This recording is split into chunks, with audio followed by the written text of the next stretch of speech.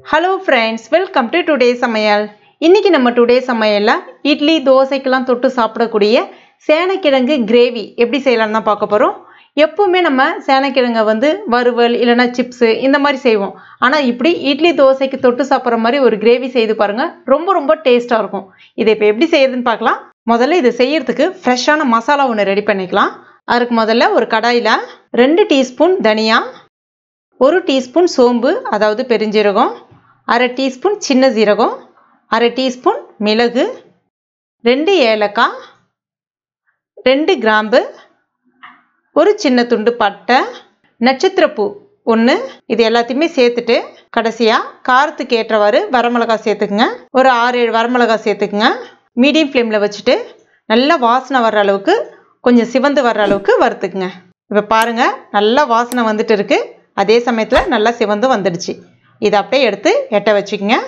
அடுத்ததா அதே கடாயிலே ஒரு 1/2 கப் அளவுக்கு தேங்காய், கொஞ்சமா கருவேப்பிலை இலைகள் அதையும் சேர்த்துட்டு அந்த தேங்காயில இருக்கக்கூடிய அந்த ஈரத்தன்மை கொஞ்சம் போகிற அளவுக்கு நல்லா வறுத்துக்குங்க. இப்போ இதுவும் நல்லா வறுபட்டுடுச்சு. எடுத்து எட்ட வச்சுக்கோங்க.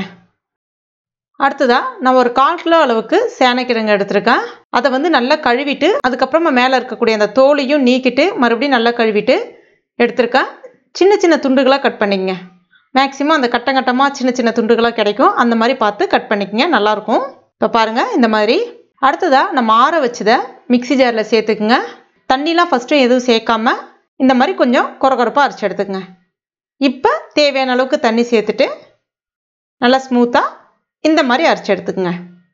அதுக்கு அடுத்ததான் அதே கடாயிலே 1 ஸ்பூன் இல்லைன்னா 2 ஸ்பூன் அளவுக்கு எண்ணெய் சேர்த்துக்குங்க.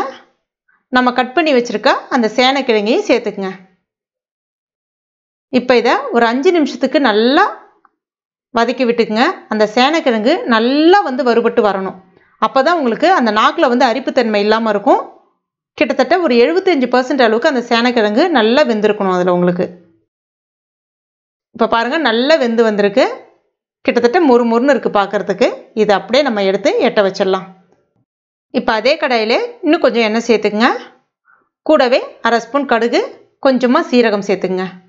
ஒரு 2 வரமிளகாய், கொஞ்சமாக கருவேப்பிலை இலைகள்.